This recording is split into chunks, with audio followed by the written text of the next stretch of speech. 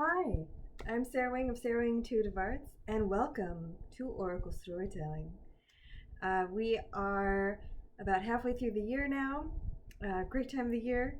We just passed the summer solstice, so happy summer officially. As soon as it gets warm and it's June, I call it summer. I want to give thanks to John. Thank you so much. John is helping with the story today. So how this works is I've asked for 4 numbers, 1 through 100, that will coordinate to 4 page numbers in 4 different books that I have chosen, and 4 numbers, 1 through 10, which will coordinate to the paragraph counting down on the page of that page number. I just want to say I find these stories so interesting, and I'm always fascinated to hear how the books I select and the numbers and pages that are selected seem to sync up, not just in fun ways with the story, but with the people who choose the numbers. So let us see what tale we have today.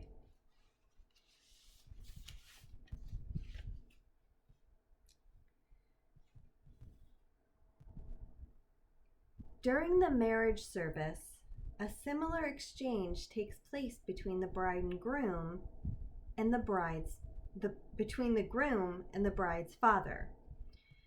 Perhaps their spirits meet in the garage, their actual bodies being in church. Okay. And the bride's father passes over to the groom as much as he can find of the giant or the tyrant that he has been carrying for his daughter. Sweet. It's touching. That's what that is. The bride's father leaves the church door lighter, the groom heavier. The groom receives from the father many other transferred projections as well. He may have to carry her spiritual guide and perhaps her interior Bluebeard. Some brutal side of the feminine. Besides his childhood witch, sounds good, okay, the bride receives from the mother of the groom his helplessness, his deviousness, perhaps his Callie-like rage. Wow. The bride goes home from the wedding considerably heavier. Off to a great start.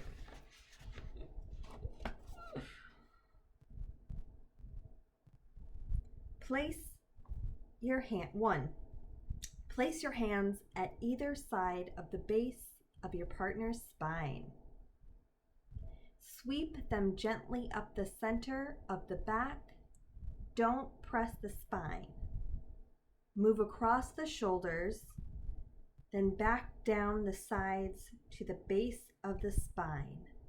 Repeat 5 minutes. This must be after the wedding.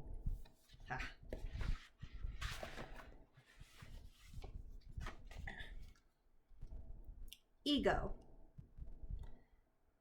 I is a memory bank, a collection of stories of alleged mistakes and failures from the past, a continuous narrative that serves only to reinforce the illusion of a self that is separate from life.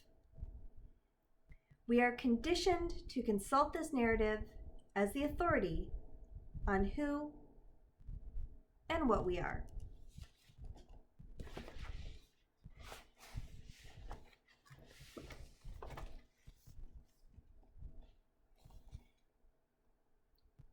Fear and shame are the backbone of my self-control. They are my source of inspiration, my insurance against becoming entirely unacceptable. They help me do the right thing, and I am terrified of what I would be without them, because I suspect that left to my own devices, I would completely lose control of my life. So what did we learn today? Interesting, right? We learned about the marriage ceremony and what happens when a bride and groom are given away. We learned about some tension release maneuvers.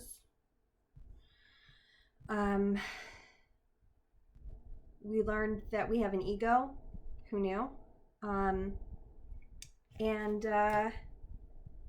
about fear and shame running, again, interestingly, down the backbone, which is where that massage is saying to massage that area.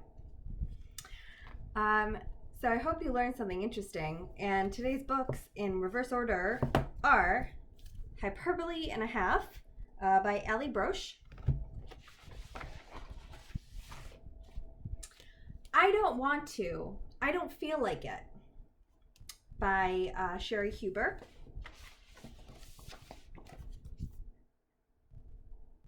You Can Relax and Overcome Stress by Mike George. And A Little Book on the Human Shadow by Robert Bly. Thank you again so much, John. I really appreciate it. And I hope everyone is having a good kickoff to summer. And until next time,